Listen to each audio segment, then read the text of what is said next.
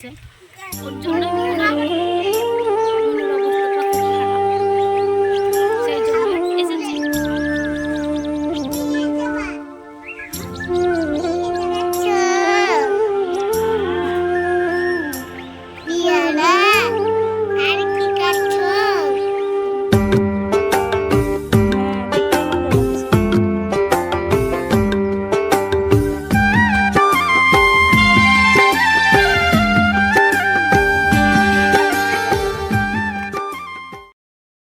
Hello everyone, কেমন আছো সবাই? আশা করছি ভালো আছো। আমি কিন্তু খুব ভালো আছি। তো বড়োদেরকে প্রণাম আর ছোটোদেরকে অনেক অনেক ভালোবাসা জানিয়েই আজকের নতুন একটি ভিডিওতে তোমাদের প্রত্যেককে স্বাগত জানাচ্ছি।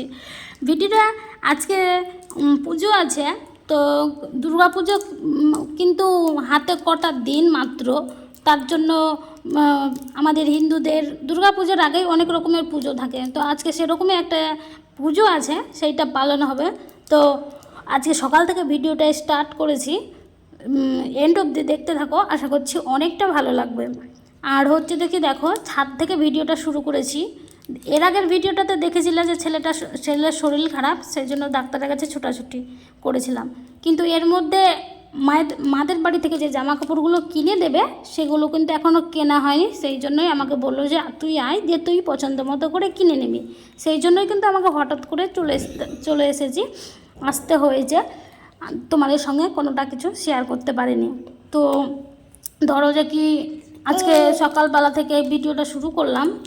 ছাদে এখন বৃষ্টিটা থেমে গেছে, থেমে যাওয়ার পরে এতটা গরম বলবার সীমা নাই। তো যাই হোক, ওর জন্য আমাদের ছাদে মাঝে মধ্যেই আমি ছাদে ভিডিও বানাই, তখন তোমরা হয়তো দেখেছো যে ছাদের মধ্যে জল দেওয়া রয়ে থাকে। তো সেই রকমই আজকে জল দেওয়া রয়েছে, এখন জলের মধ্যেই হাঁটাহাঁটি করছি। তো যেদিন ভিডিওটা করেছিলাম, তো সেই দিনকে কিন্তু সকালের দিকে যখন করেছিলাম তখন বৃষ্টির কোনো খবরই ছিল না, তারপরে কিন্তু অনেক বৃষ্টি হয়েছে। সেই জন্যই হচ্ছে যে কি মানে ভিডিওটা শুরু করেছিলাম, দিয়ে মেঘ আকাশ, তো মনে হচ্ছিল যে ওয়েদারটা কিন্তু প্রচণ্ড সুন্দর, সেই জন্যই ভালো লাগছে। একদম মানে রোদ ছিল না, আর মেঘ উঠেছিল, আর বাতাস ছিল, কিন্তু খুব ভালোই লাগছিল। আর এইদিকে ছেলে কিন্তু সিঁড়ি থেকে উপরে চলে এসেছে সিঁড়ি দিয়ে, সেই জন্য আমি ওকে হাতটা ধরে তুলে নিলাম, যেহেতু সিঁড়ির রেলিং নাই, ও হয়তো পড়ে যেতে পারে, সেই জন্য। তো যাই হোক, যখন ভিডিওটা করেছিলাম কি বক করছিলাম আমি বুঝতে পারছিলাম না। তো চলো কি এবার করি, তোমরা দেখতে থাকো। দেখাবে বাবা, কি দেখাবে? হ্যাঁ, ওইয়ে যাবা। হ্যাঁ, ওইয়ে যাবা। করে দেব। দিদা বলছিল দুটো পেয়ারা আছে, দেখি কোথায় আছে পেয়ারা, সেই জন্যই দেখছি। ওই পেয়ারা দেখতে পাচ্ছি না তো, বাবারে ভয় লাগছে, আছে। পেয়ারার পাতাগুলো অনেক বেড়ে গেছে। ওই পেয়ারা নাই তো। এটা হচ্ছে আমাদের পেয়ারার গাছ, বাবু জানো তুমি? এটা আমাদের পেয়ারার গাছ। এটা এটা কিসের গাছ? পেয়ারা। তুমি দেখতে পাচ্ছ?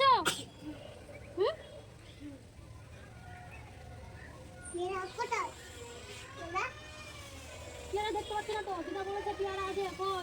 যাই হোক, এটা পেয়ারার গাছ, বললো যে দুটো পেয়ারা আছে, পেরে নিস। অনেক পেয়ারা ধরেছে, সেগুলো কাঁচা রয়েছে, তো আমি দেখতে পেলাম না।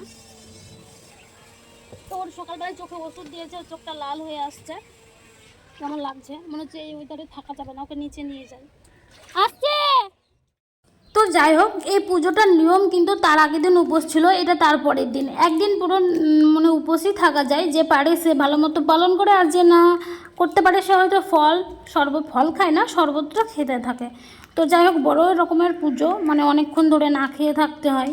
তো লাস্ট ফিনিশিং এখন এই পুকুরের দিকে যাওয়া হবে। গঙ্গাতে পুজোটা করা হয়, কিন্তু যেহেতু আমাদের গঙ্গা পদ্মা কিছুই নেই বাড়ির কাছে, সেই জন্য পুকুর আছে, ওই পুকুরেই যাওয়া হবে। তো এখন বর্ষার সময় পুকুরে অনেকটাই জল আছে, তো পুকুরটা একটুখানি দূরে, তো দূরে যেতে হবে। সেই জন্য আশেপাশের পুরো পাড়ার লোকই পুজো টুজো করে, তোমরা দেখতেই পাবে। আর সেইখানে যাওয়ার জন্যই এখন কিন্তু প্রস্তুতি চলছে। এইখানে দেখো কত রকমের পাতা লাগে, তো যাই বাঁশের পাতা, কচার পাতা, ওই মানের পাতা, ওগুলো লাগে। তো যাই হোক দিয়ে এবার ওগুলো দেখতেই পাচ্ছ। আর এখানে কিন্তু যেইটুকুন আছে এইটুকু সব নিরামিষই বাসন। তো এখন পূজার জোগাড় যন্ত্রণা চলছে, তো চলো এরপরে যা যাক। তো দেখো রাস্তার মধ্যে এতটা বৃষ্টি হয়েছিল যে হেঁটে হেঁটে এসেছি। আর এইখানে দেখো পুকুরটার পাড়ে একদম চাপ চাপ হয়ে একদম ধসে ধসে মাটি পড়েছে অনেকটা, কিন্তু পুকুরটা বড়। এইখানে কালকে ওই যে হলুদ কাপড় পরে যে মেয়েটা আছে ও কিন্তু কালকে ডুবে যাচ্ছিল। আর হচ্ছিল যে কি মানে আজকেও একজন ডুবে যাচ্ছিল আমরা যাওয়ার পরেই। তো যাই হোক এইটা দেখে মনে হচ্ছে না যে এতটা গর্ত আছে, অনেকটা কিন্তু ভেতরে 2-3 মানুষ হয়ে যাবে এতটাই গর্ত, যেহেতু মাটি কেটে কেটে বিক্রি করা হয়েছে সেই জন্য। তো পুজোটা এখানেই হবে, জলটা কিন্তু অতিরিক্ত সুন্দর, চলো দেখতে থাকো।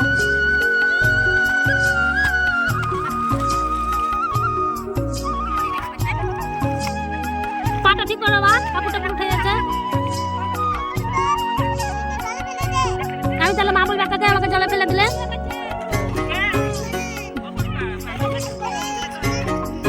ওই ওরা ওদিকে করছে।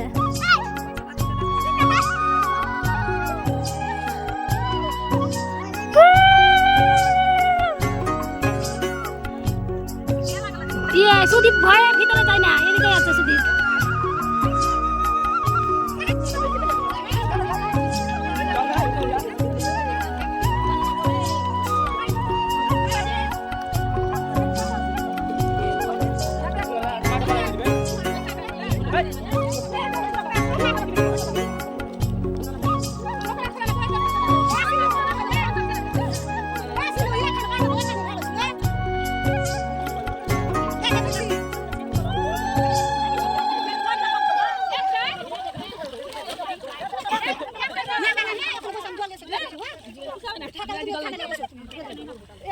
কি করেছে ভবনের মাকে দেখছি তোর ভিতর দিয়ে।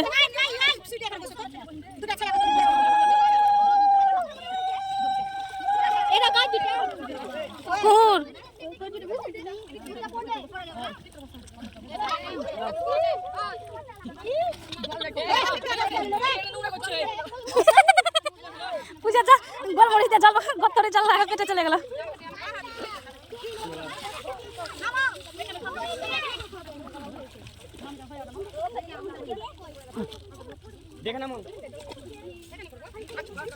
ওই ওই পুকুরটা ভালো ছিল, ওই পুকুরটাই ভালো, জল কম আবার সুন্দর বল পূজা করার।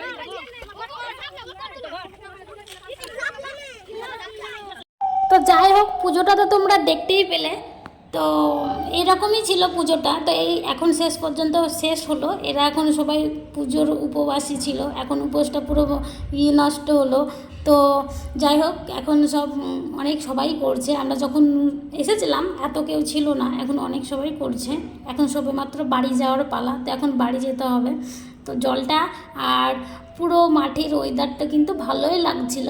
আর হচ্ছে যে কি কালকে যেহেতু দুটো বাচ্চা ডুবে যাচ্ছিলো, সেই জন্য ওই বাচ্চাটা দূরে চলে গেছে, ওই জন্য ওকে ওর মা বকাবকি করছিল, তোমরা তো দেখতেই পাচ্ছ। তো চলো এখন বাড়ি যাই, গিয়ে তোমাদের সঙ্গে আবার পরে দেখা করছি।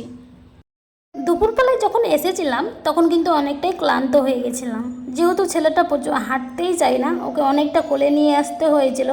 আর ওই বৃষ্টির মধ্যে একটু কিন্তু খিদিবিদি একদম খিচবিচ একদম প্রচণ্ড বাজে ভাব লাগছিল। আর দুপুরবেলায় এসে প্রসাদ খেয়ে চান টান সেরে নিয়ে একদম, আর সেই জোর তাল বৃষ্টি, বাড়ি থেকে বেরানোই যাচ্ছে না। শেষমেশ কিন্তু আমি বৃষ্টিতেই দুপুরবেলায় চান করে নিয়েছিলাম। আর দুপুরবেলায় সেরকম কিছু রান্না হয়নি, তো ভাত হয়েছিল, ওইটাই খেয়েছিলাম। যেহেতু বাড়িতে কেউ নয়, মাও খায়নি, সেই জন্য আমি আর নিজের জন্য কিছু বানাইনি। ওই ছেলে আমি একটুখানি ভাত করে খেয়ে নিয়েছিলাম। রাত্রেবেলায় যেহেতু এখন খাওয়া দাওয়া হবে, সেই জন্য রাত্রেবেলায় এখন রান্না করছি।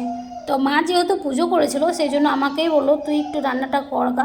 তো যাই হোক এখানে আসলে কিন্তু আমার কাজের দায়িত্বটা ভালোই থাকে, আরামও যেমন পাই তেমন কাজের দায়িত্বটাও থেকে যায় যে না করতে হয়। যাই হোক করি যখন বললো। আর দুদিন থেকে উপোস তো, সেই জন্য তো মনে মনে ভাবলাম ক্লান্ত হয়েই আছে, আমি একটুখানি রান্না করে খাওয়াই, সেই জন্যই। তো আজকে রান্না করব, একটু স্পেশাল কিছুই করব। তো যাই হোক একটা কিছু বানানোর চেষ্টা করেছিলাম, সেটা কিন্তু বানানো ভালো হয়নি। তো মনে মনে খারাপ লাগলো যে এতটা খারাপ হবে ভাবতে পারিনি। চট করে তো হয় না খারাপ, সেই জন্যই। তো বাইরে বাজারে যাব বলেছিলাম তোমাদেরকে, তো বাজারে এখন পর্যন্ত যাওয়া হয়নি, যেহেতু পুজো টুজো ছিল, আর কি করেই বা বেরাবো, বৃষ্টির জন্য তো বেরোতেই পারিনি। আর তারপরে বেরিয়েছিলাম, তখন তো ধরো যে কি ভিডিও আর করাই হয়নি। তো চলো, তো দেখো এইখানে কিন্তু রান্না টান্না হয়ে গেছে। ওইখানে ভাত করেছি, এখানে উচ্ছে পেঁয়াজ দিয়ে ভাজা, এখানে আলু আর ডিম সেদ্ধ করা রয়েছে। এটা ছেলেকে ভাতের সঙ্গে খাওয়াবো। আর এইখানটাই রয়েছে আমাদের বড়দের জন্য আলু দিয়ে ডিম দিয়ে, গোটা ডিম দিয়ে ঝোল। কিন্তু কালারটা দেখো কত সুন্দর এসেছে। তো যাই হোক, ডিমের তরকারিটা তো আমার ভালো লেগেছিলো। আর এইদিকে কড়াইয়ের পরে রয়েছে দেখি এটা পোলাও রয়েছে। তো হলুদ দিয়ে বানিয়েছি, কালারটা কিন্তু এতটাও খারাপ হয়নি। তো ফোনে এতটাই এইরকমই কালার এসেছে, কিন্তু খেতে অতটা স্বাদ হয়নি, আর হচ্ছে রান্নাটাও ঠিক হয়নি। তো যাই হোক, বেশি সেদ্ধ হয়ে গেছিলো, একদম চাপ চাপ হয়ে গেছিলো সেই জন্য। তো যাই হোক, মা খেতে চেয়েছিলো, মার জন্য বানিয়েছিলাম, তো সবারই যে খাওয়া হলো।